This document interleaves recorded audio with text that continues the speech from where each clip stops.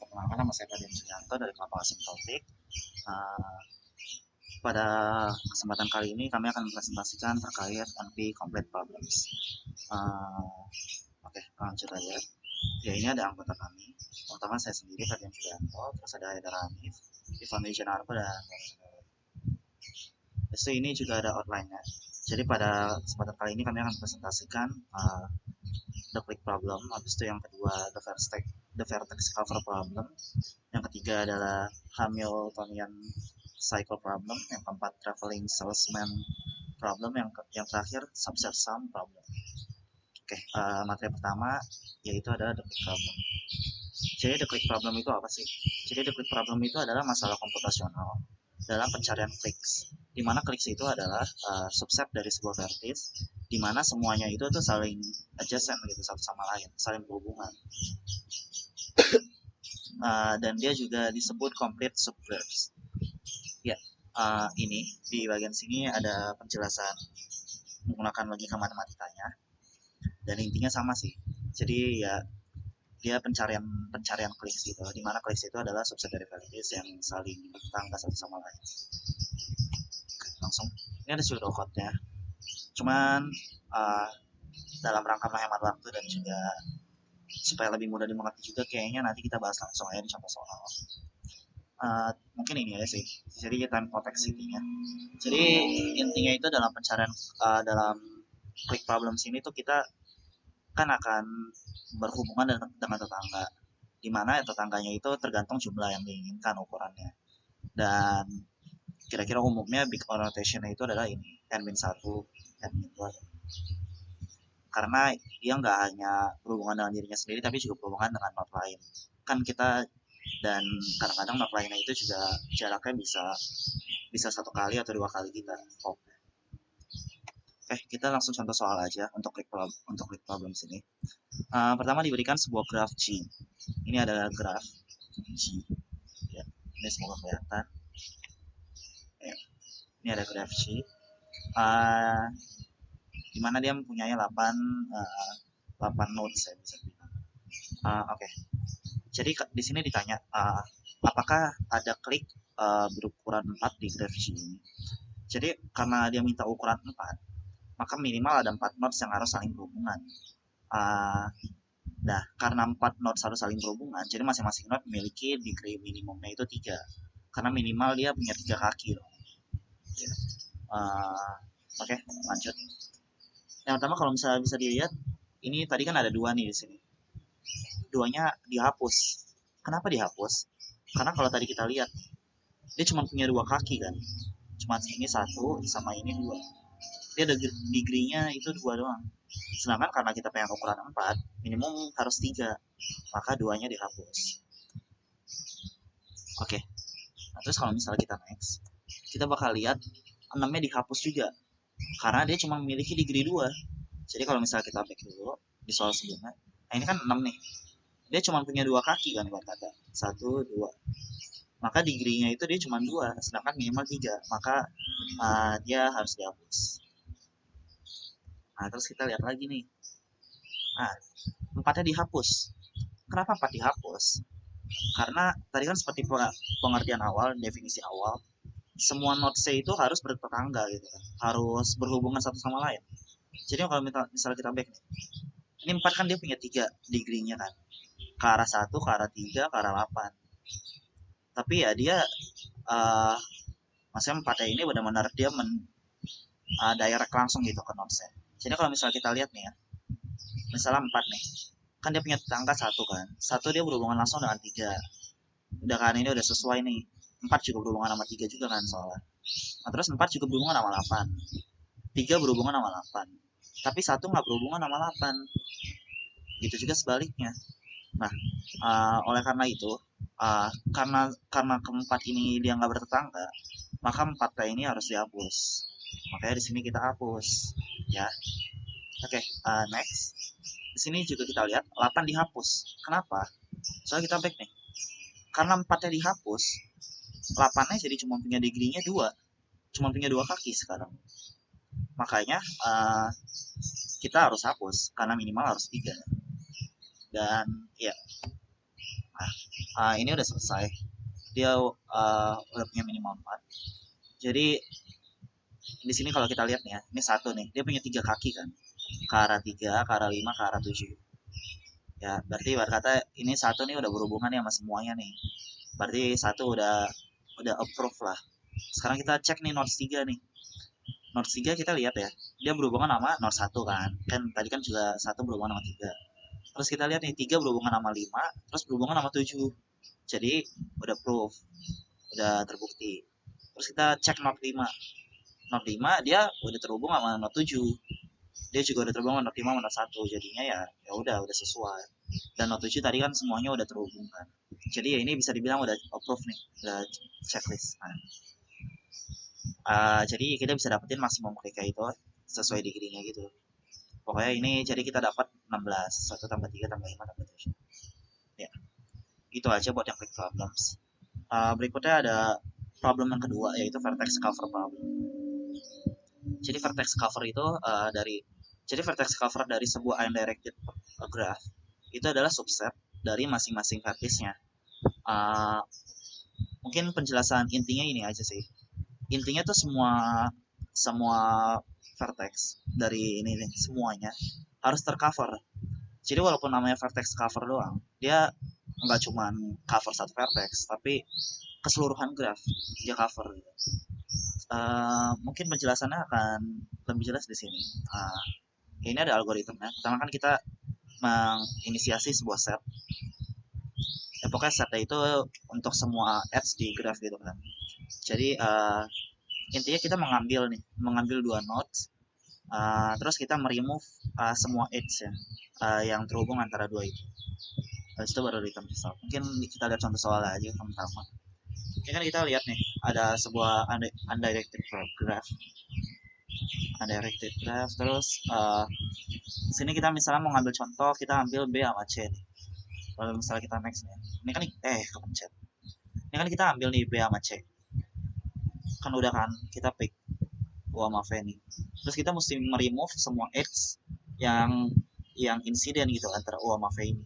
Jadi semua edge yang B nih, berarti kan ini kan ke arah D diputus-putus nih. Terus yang C juga nih, ke arah F sama ke arah E diputus-putus. Jadinya kita udah sesuai kan nih, udah terputus-putus. Terus sisanya yang nggak terputus itu yang dia sama E. Jadi kalau misalnya kita lihat, ya ini dia minimum vertex covernya. Jadi ya itu karena tadi kita nggak ada BC ya, dan bawahnya ini ada 2 yang nggak tercover ya, jadi ya bisa BCD atau BCE. Ya, pokoknya itu minimumnya gitu. Karena kalau misalnya kita ngambil E, otomatis D-nya juga udah tercover kan, karena dia udah terhubung secara langsung gitu. Ya, saya rasa di sini udah mengerti. Berikutnya ada contoh soal. Ini ada example 2 nih. Ini misalnya satu graph, kita disuruh cari vertex covernya. Jadi kalau misalnya kita ini langsung jawabannya sebenarnya. Sebenarnya kalau buat vertex cover ini jawabannya bisa macam-macam. Ini ada contoh yang pertama. Berikutnya kita lihat nih yang di sini nih. Misalnya kita ngambil ini terus kita misalnya next kita bisa lihat ya, yang tercover itu ada yang ini sama ini udah tercover nih, 2 ini ada pulpen ya.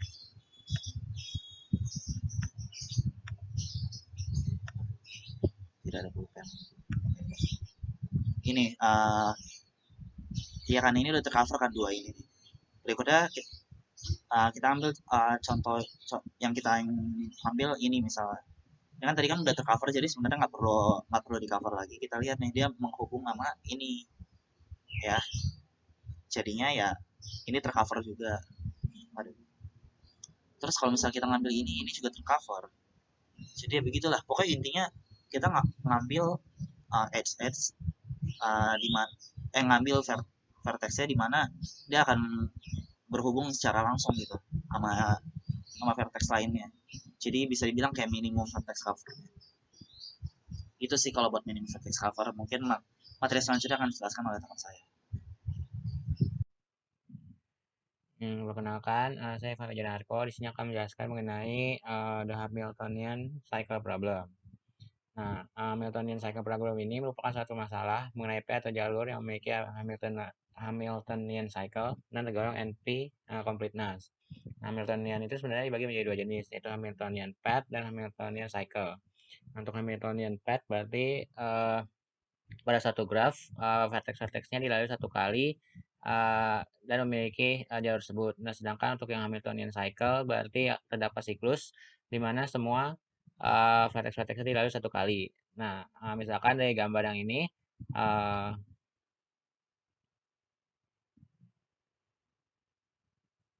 nah misalkan dari sini, nah kita ambil ke atas, kanan, sini, sini, sini, sini, sini. Nah, ini akan membentuk suatu siklus karena uh, berawal dari vertex yang ini dan berakhir di vertex yang itu juga. Nah, dan setiap sisinya ini dilalui hanya satu kali. Nah, pembuktiannya itu pertama buktikan bahwa Hand cycle ini adalah elemen dari NP atau non polinomial. Nah, kedua tunjukkan bahwa trisat ini merupakan polinomial reduction dari Hamiltonian cycle. Nah, ketiga itu kita bisa menggunakan reduction idea, yaitu pertama membuat struktur graf atau gadget yang merepresentasikan variabel dan struktur graf yang merepresentasikan clause. Nah, kemudian kaitkan keduanya, dan yang terakhir itu menunjukkan bahwa graf tersebut memiliki Hamilton cycle. Nah, ini contohnya. Ini adalah bentuk variabel gadget. Nah, ini misalkan variabel adalah xi. Nah, ini ke kanan ini berarti false, sedangkan yang ke kiri dianggap sebagai jalur yang true, nilai true. Nah, kemudian ini adalah ini tadi yang gadget variabel. Nah, sedangkan yang C ini yang merupakan clause gadget. Nah, ini ya, dihubungkan dengan vertex-vertex yang ada pada variabel gadget. Nah, jika ke arah kiri, maka akan bernilai benar atau terus, sedangkan ke arah kanan akan bernilai salah atau false. Nah, setelah itu, setelah membuat variabel gadgetnya dan clause gadgetnya, maka keduanya ini dihubungkan sesuai dengan klausa dari soal tersebut.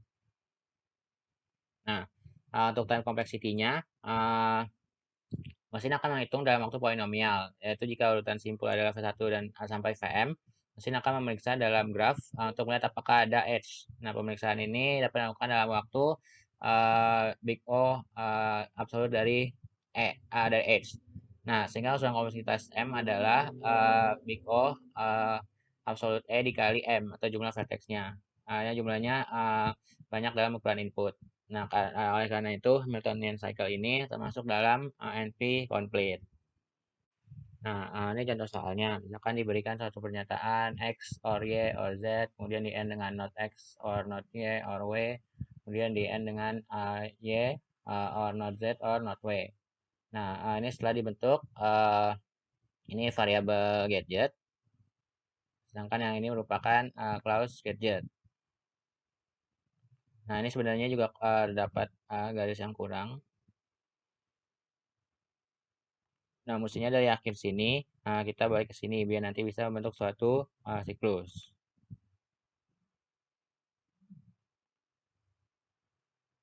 Nah, misalkan kita ambil dari sini. Nah, kemudian kita ke kiri, turun ke bawah, terus seberang ke kanan lagi, turun ke bawah, ini bawah, terus turun ke bawah, ini, kita naik, atas, kemudian ke sini, ke atas lagi, ke atas,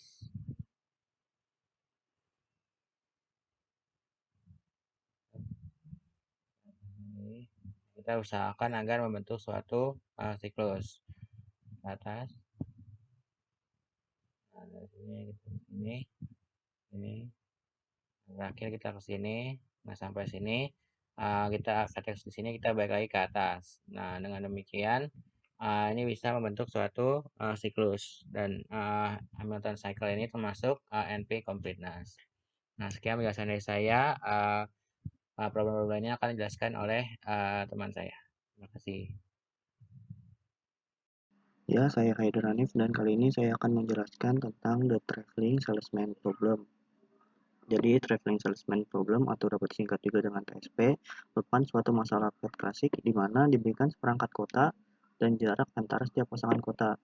Jadi ini kota 1, 2, 3, 4 dan jaraknya dapat dilihat pada ini bobotnya 10, 25 dan seterusnya. Jadi di sini untuk TSP sendiri kita harus mencari di mana kita menemukan rute yang paling pendek dengan mengunjungi setiap kota tepat sekali dan kembali ke titik awal. Misalnya kita punya dari kota 1, ke 2, ke 3, ke 4 dan kembali lagi ke 1. Nah, rute untuk mengunjungi kota tepat sekali itu mungkin ada lebih dari satu, tapi di sini kita harus mencari yang paling cost-nya itu paling minimal.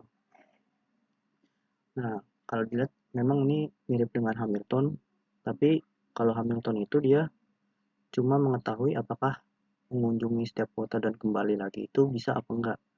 Nah, kalau TSP kita itu bisa dan kita harus menentukan cost minimumnya dari mengelilingi semua kota tadi. Masuk pseudocode, pertama-tama kita harus menentukan starting point-nya di mana kita mulai dan berakhir di situ nantinya. Pada contoh ini kita ambil 1, C11 itu cost, total cost dari 1 ke 1 adalah tentu saja 0. Lalu untuk semua subset S 1, 2, 3 hingga N dari size S dan konten 1 yaitu starting point-nya isi cost S,1 infinite. Jadi CS, J ini CS kalau di sini CS,1 CS, J ini adalah cost terkecil yang mengunjungi setiap simpul di S tepat sekali dan mulai dari 1 dan berakhir pada J. Dan ini bersifat partial tour. Jadi di akhirnya nanti ditambah di akhir ke 1. Nah, kenapa ke 1 ini infinity? Karena partial tour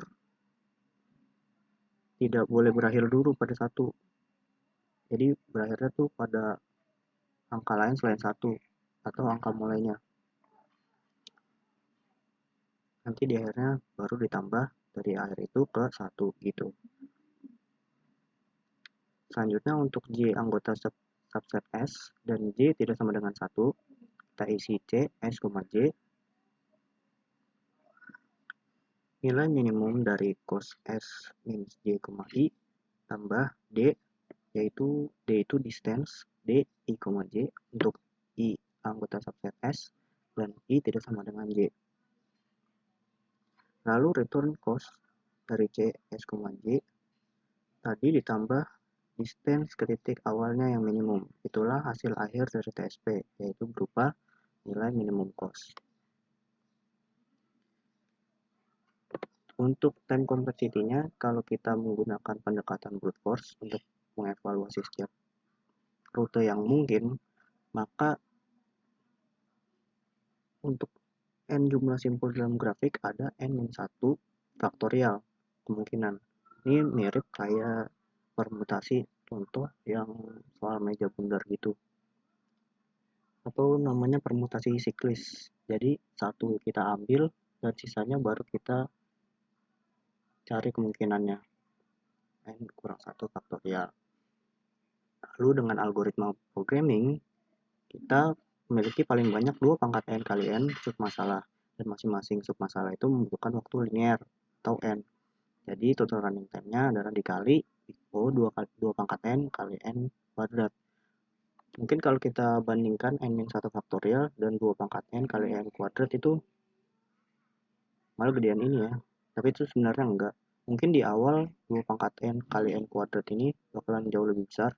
Tapi kalau untuk N yang semakin besar, ini semakin tipis perbedaannya dan ini akan jadi jauh lebih cepat.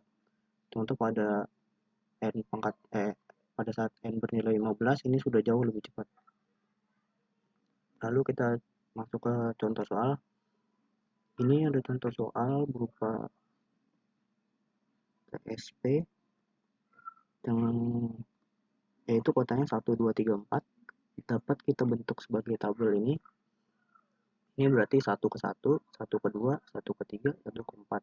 10, 15, 20. Kita cek dulu ya, 1 ke 2, 10. Nah, ya betul. 2 ke 3, 9. Ya, jadi sebagaimana contoh TSP, kita harus mencari nilai cost minimum. Nah, mengikut contoh, kita bisa ambil starting point-nya di 1.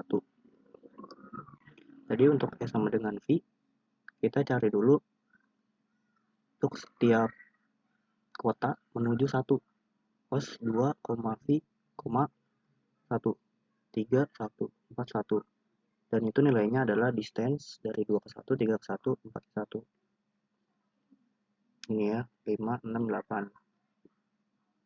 Selanjutnya untuk S sama dengan 1, ini nanti nilainya berubah. Jadi 3 atau 4. Saat S-nya sama dengan 2, ini 2,3, nanti ditukar-tukar, dan seterusnya. Nah, sekarang kita lihat untuk S yang 1, tadi kan 2V1, sekarang kita masukin 231. Itu nilainya adalah distance 2,3 tambah cos 3V1. Distance 2 ke 3 itu adalah 9, dan cos 3V1 adalah 6. 9 tambah 6, 15. Gitu, seterusnya. Terus selanjutnya kita masukkan 4, distance 24 tambah cos 41, 18. Nah, udah. Terus kita yang 3, 3, 4, 4. Selanjutnya S-nya 2, 21 di dalamnya kita punya 34. Nah, 34 ini kondisinya bisa kita tukar-tukar 231 atau 241 gitu. 2341 atau 2431. Contohnya di 2341 distance 2 ke 3 9 tambah cos 341 tadi 29. Kalau 2431 distance 24 dulu terus tambah cos 431. 10 tambah 15 25. Dan dari semua ini yang kita cari nilai minimumnya untuk sama dengan ini. Jadi cos 2,341 itu yang paling minimal, yaitu 25. Dan nanti kita ke 3V1, V-nya ada 2, 2,4, 3241, nilainya 31, 3421, nilainya 25, 423. Nah, jadi cos 3241 ini adalah yang paling minimal 25. Terus cos 4231, 23, 4321 itu 23 juga. Jadi cos 4231 minimalnya adalah 23. Selanjutnya untuk nilai S3 12341 kita tinggal ngebandingin yang tadi. Ini 2341 ditambah dengan distance dari starting point ke awal ini. Jadi 1,2, 1,3, 1,4 ini ditambahin aja. Karena ini nilainya 25, 25, 23 nggak begitu jauh, kita bisa lihat starting 1 ke ini yang paling kecil yang mana? Ya, 10 nih. 1,2 ke 2341. Jadi 10 tambah 25 ini yang paling kecil, yaitu 35. Jadi minimum costnya adalah 35. Sekian dari saya, terima kasih. Saya Jonathan Loy, saya akan menjelaskan tentang subset sum problem. Jadi problem di sini sebenarnya simpel aja. Jadi kayak kita mencari subhimpunan dari suatu himpunan yang mana jika dijumlahkan subhimpunan tersebut akan menilai yang kita cari. Seperti itu. Ya misalkan 73258, salah satu subhimpunannya 725 akan menghasilkan jumlah 14.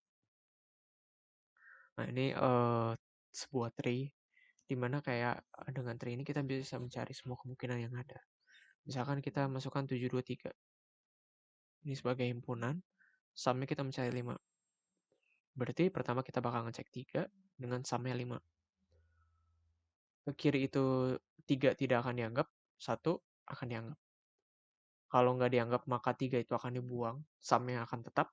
Jika dianggap maka 3 akan termasuk subhimpunan dan jumlah sum ini akan berkurang sebanyak 3 karena kan 3 tadi termasuk ke dalam subhimpunan. Tentu saja 3-nya bisa membentuk angka 5. Berarti kita akan cek 2 Dengan jangan lupa tadi sumnya kita kurang 3, jadi 2. Tentunya kita akan memilih 1 karena 2-nya akan dianggap subhimpunan dan nanti sumnya ntar jadi 0 kan. Dan kita akan cek 7. Nah, sampai sini sebenarnya sudah benar karena sudah mencapai keadaan di mana sumnya itu 0, yang mana tree tersebut, leveling tree ini sampai sini sudah membuat sumnya menjadi 5. Berarti nanti 7 tidak perlu diikutkan. Maka karena 7 tidak diikutkan, nanti ntar akan membentuk seperti ini. 3-nya 1, 2-nya 1, 7-nya 0. Jadi subhimpunannya adalah 2,3. Seperti itu. Kita lanjut ke pseudocode. Di pseudocode ini intinya pada bagian else ini sebenarnya kayak kita mengecek semua kemungkinan subhimpunan yang ada di himpunan tersebut. Jadi kayak semua kemungkinannya kita coba, dan jika suatu subhimpunan tersebut totalnya sama dengan sum yang kita cari, maka kita akan menampilkan subset tersebut. Lalu kita akan melanjutkan rekursi selanjutnya, yaitu mencari subhimpunan lain yang mungkin memiliki total yang sama. Oleh karena itu, tadi kita bisa melihat tree-nya juga. Time complexity-nya itu 2 pangkat n, karena setiap level itu dia bakal meningkat terus perbandingannya. Kalau level 1 kan perbandingannya cuma 1, level 2 nanti akan 2 pangkat 2, itu 4 perbandingan. Jadi semakin banyak himpunan yang kita mau cari subhimpunannya, maka time complexity-nya makin tinggi dan waktu yang diperlukan sangat tinggi.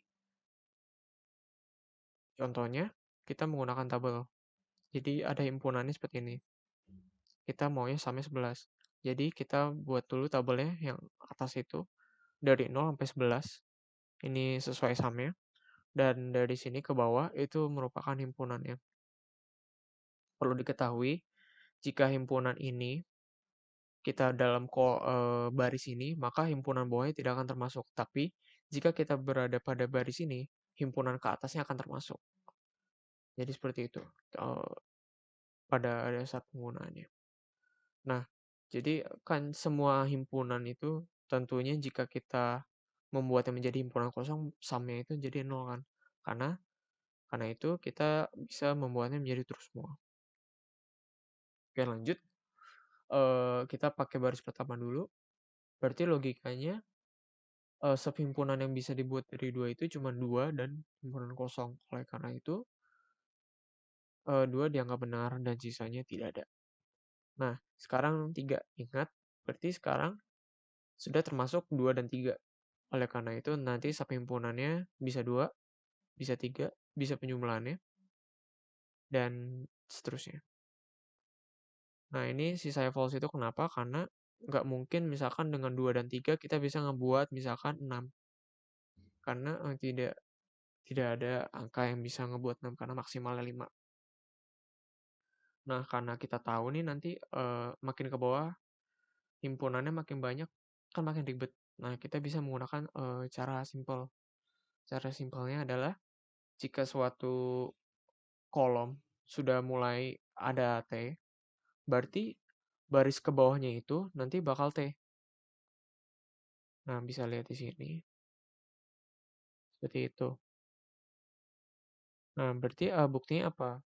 Misalkan ini, pada 7, pada himpunan 7 yang include, dan dengan total 7, berarti logikanya 7 saja bisa bernilai true kan untuk sumnya. Berarti logikanya jika 8 include dan 10 include, tetap saja untuk mencapai 7 kita bisa menggunakan 7 tadi. Oleh karena itu akan menilai true terus. Sekalinya suatu baris itu jadi true, ntar nanti baris selanjutnya pada kolom yang sama akan menjadi terus. Nah, terus bagaimana jika kita masih belum menemukan true? Kita contohkan pada ini, pada himpunan 8. Pada himpunan 8 yang sum 8, kita kan misalkan ya, kita tidak tahu ini true. Cara mudahnya adalah kita naik ke atas. Nah, lalu kita mundur sebanyak 8 karena kita lagi pada baris 8. Oleh karena itu kita mundur 8. 1, 2, 3, 4, 5, 6, 7, 8. Nah, karena di sini true, makanya dia di sini true. Ini tentu cara mudahnya. Seperti itu. Nah, untuk mencari subhimpunannya, kita bisa mencarinya dari pojok kanan bawah. Kita naik ke atas terus sampai ketemu false. Di sini. Oleh karena itu, subhimpunannya kita masukkan 8 dulu. Lalu kita naik ke atas. Terus geser sebanyak 8. 1, 2, 3, 4, 5, 6, 7, 8. Terus melakukan tindakan yang sama dengan yang tadi. Naik ke atas sampai ketemu false. Nah, ternyata sebelum false di sini ada. Yaitu 3. Nah, karena kita tadi coba jumlahin, jadi di sini 3 masuk. Nah, terus kalau misalkan kita perform yang tadi, naik ke atas, terus 1, 2, 3. Nah, di sini berarti, karena udah mencapai ini, berarti udah kelar. Oleh karena itu, ini himpunannya. Sesuai dengan sumnya itu 11. Ya, jadi seperti itu caranya. Ini referensi yang kami gunakan untuk mengerjakan presentasi kali ini. Terima kasih telah menonton. Mohon maaf apabila ada kesalahan.